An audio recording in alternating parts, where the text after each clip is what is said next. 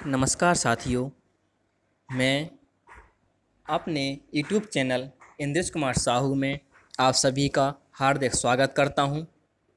मैंने आपको पिछली वीडियो में सिक्का और पासा से संबंधित प्रायिकता के सवाल आपको बताए थे। आज मैं इस वीडियो के माध्यम से आपको प्रायिकता के सवाल विविध प्रश्नावली बताऊंगा, जिसमें आपको कई प्रकार के सवाल देखने को मिलेंगे। मैं आशा करता हूं कि आपको ये वीडियो पसंद आएगी।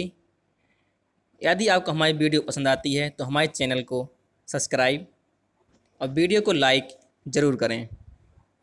तो हम आज आपको प्रायिकता से संबंधित कुछ सवाल बताने जा रहे हैं, तो आप इसमें थोड़ा ध्यान दीजिएगा। बहुत ही सिंपल और आसान सवाल हैं जो आपको फोर्थ सेमेस्टर के लिए बहुत ही महत्वपूर्ण हैं। तो हम आज आगे बढ़ते हैं अपने इस टॉपिक के साथ। तो हम पढ़ेंगे विविध प्रश्न हैं। तो हमारा पहला नोट्स में दिया गया है, यदि घटना होने की प्रायिकता P है। यदि कुछ सी सवाल में आपको कह दे कि घटना होने की प्रायिकता P है और घटना न होने की प्रायिकता Q है, तो इसमें संबंध क्या होता है? जो होता है P + Q = 1। जो अपना संबंध होता है घटना घटित होने की और घटना ना घटित होने की प्रायिकता में। ठीक है। और इससे पहले मैंने आपको एक सूत्र और बताया था कि प्रायिकता ज्ञात कैसे की जाती है। तो मैंने आपको बताया था कि प्रायिकता का सूत्र होता है प्रायिकता बराबर अनुकूल परिस्थितियां बटे कुल परिस्थितियां। ठीक है। जो अपनी टोटल परिस्थितियां हैं उसको हम भाग देते हैं अनुकूल परिस्थितियों में। ठीक है। तो हम आगे बढ़ते हैं इसी क्रम के साथ। तो हमारा पहला सवाल है आपके सामने। तो आप पहला सवाल देख सकते हैं कि किसी घटना के घटित होने की प्रायिकता 1/2 हो। ठीक है। इसी प्रकार के सवाल आपको फोर्थ सेमेस्टर में पूछे जाते हैं। तो उसके घटित न होने की प्रायिकता ज्ञात कीजिए। तो मैंने आपको अभी एक संबंध बताया है, ये वाला संबंध बताया मैंने आपको अभी, तो वही संबंध इसमें लगेगा।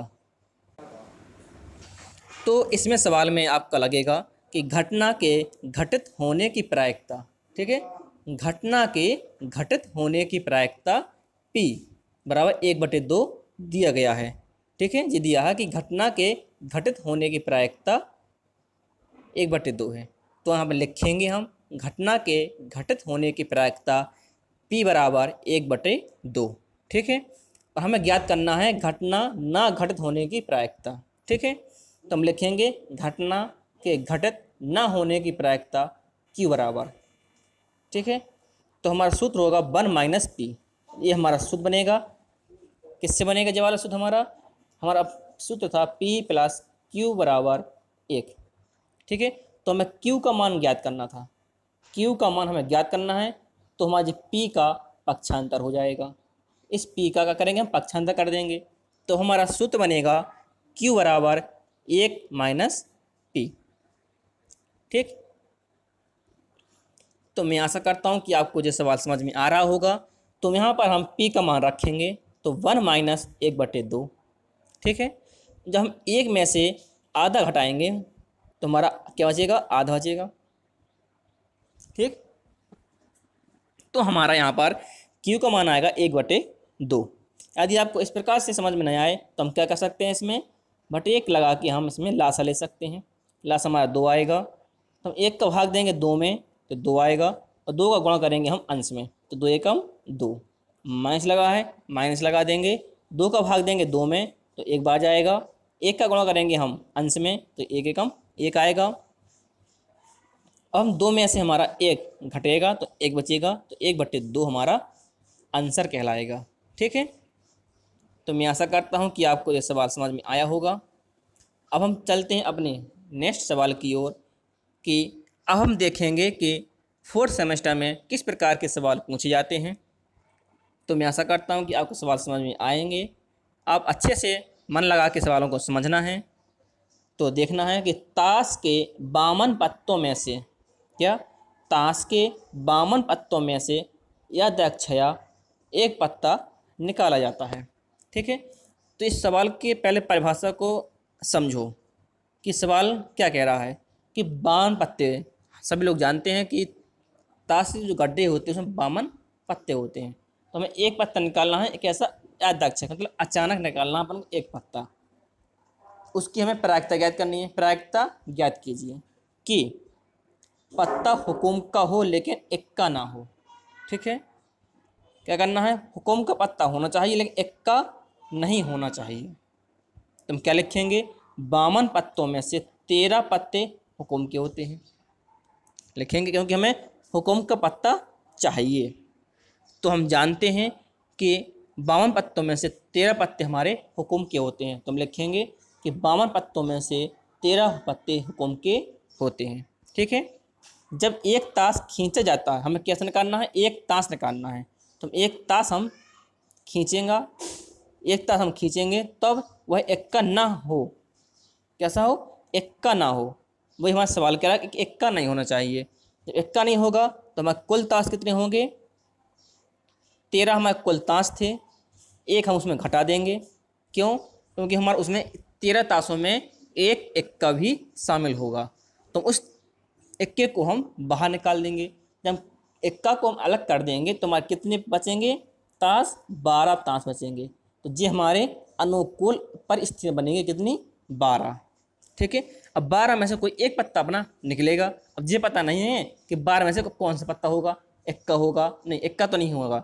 बादशाह, वन, दुक्की, तिक्की, चौवा, पंजा, छक्का, तो हुकुम का कुछ भी हो सकता है लेकिन इक्का नहीं होगा। ठीक है, क्यों, क्योंकि हमें सवाल में कह दिया कि इक्का नहीं होना चाहिए। तो हमारी अनुकूल परिस्थितियाँ बनेंगी कितनी, 12 बनेंगी। और कुल परिस्थितियाँ कितनी बनेंगी, 52, क्योंकि हमें पूरे टोटल 52 पत्ते हैं।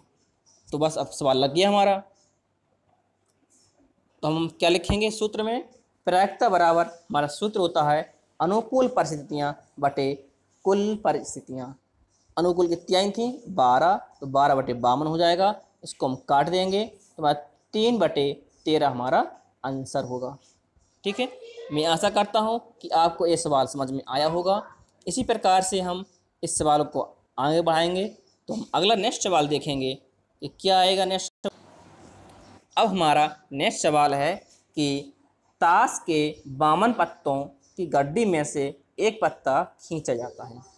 ठीक है, अब क्या करना, हमें एक पत्ता हमें निकालना है, तो उसकी प्रायिकता ज्ञात करनी है, वह इक्का होगा।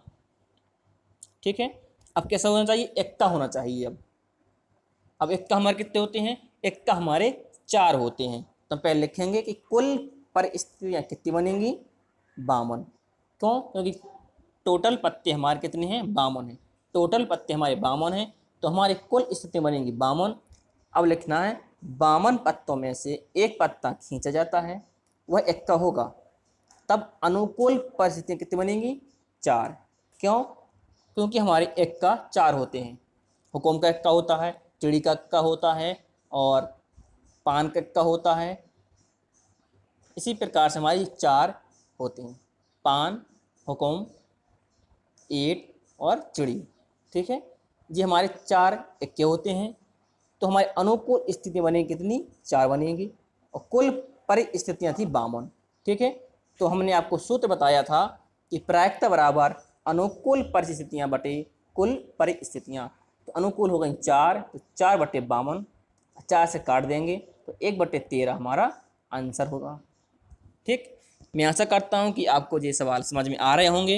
यदि आपको हमारे सवाल समझ में नहीं आते हैं, यदि आपको प्रायिकता समझ में नहीं आती है, तो आप हमारे कमेंट बॉक्स में कमेंट करके हमें जानकारी दे सकते हैं। ठीक है, तो इसी क्रम में हम आगे बढ़ते हैं। अब हम आगे सवाल देखेंगे कि सवाल क्या कह रहा है। सवाल बहुत ही सिंपल होते हैं। यदि आप सवालों को समझोगे, पढ़ोगे, तो आपको निश्चित रूप से आपको समझ में आएंगे। यदि आपको लोगों को, यदि हमारे स्टूडेंटों को, यदि हमारी वीडियो पसंद आती है तो हमारे चैनल को सब्सक्राइब जरूर करें। ठीक है, इसी प्रकार से आपको नई नई वीडियो आपको उपलब्ध होती रहेंगी। तो 52 ताशों की गड्डी में से एक ताश खींचा जाता है।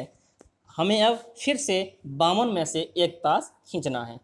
वह ताश बादशाह या 8 का पत्ता होने की प्रायिकता ज्ञात कीजिए। ठीक है, तो हम लिखेंगे पहले कुल ताश कितने हैं 52। तो ये हमारे क्या बनेगी, कुल परिस्थितियाँ बनेंगी 52।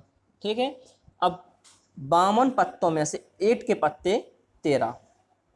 ठीक है, 8 के पत्ते कितने होंगे अब 13, क्योंकि 8 हो या पान हो या हुक्म हो या चिड़ी हो, सबके 13 पत्ते होते हैं। ठीक है, अब हमें अन्य 3 बादशाह हैं, क्योंकि हमें बादशाह भी निकालने हैं। ठीक है, सवाल में बादशाह भी कह रहा है, तो बादशाह हमारे कितने होते हैं, 4 बादशाह होते हैं। ठीक है, लेकिन एक बादशाह हमारा इस 8 के पान में 8 के पत्ते में चला गया है, क्योंकि हमें 8 के पत्ते हमने पूरे 13 ले लिए हैं। तो हमारे कितनी बादशाह बचे, अब 3 बादशाह। ठीक है, अब हमारे पास 3 बादशाह बचे, तो 3 बादशाह और 13 पत्तों को क्या करेंगे, हम जोड़ देंगे। अब क्या करेंगे हम, 8 के पत्ते तथा शेष बादशाहों को मिलाकर कुल संख्या कितनी हो जाएगी, 13 + 3 = 16। ठीक है, तो ये हमारे क्या बनेंगी, अनुकूल परिस्थितियाँ बनेंगी 16। आया समझ में। एक बार और देख लेंगे, हमारा सवाल कह रहा है कि बादशाह या 8 पत्ता होने की प्रायिकता याद करनी है, बादशाह भी और 8 भी।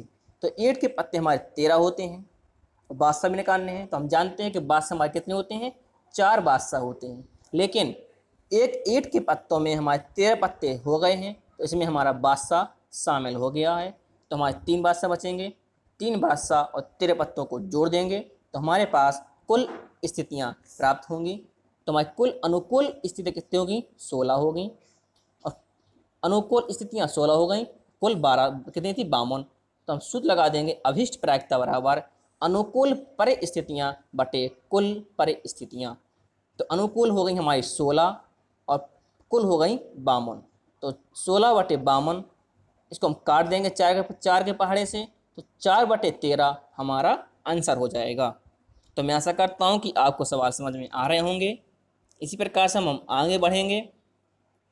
अभी हमने आपको ताशों के संबंधित सवाल बताए थे, अब देखना है गेंद।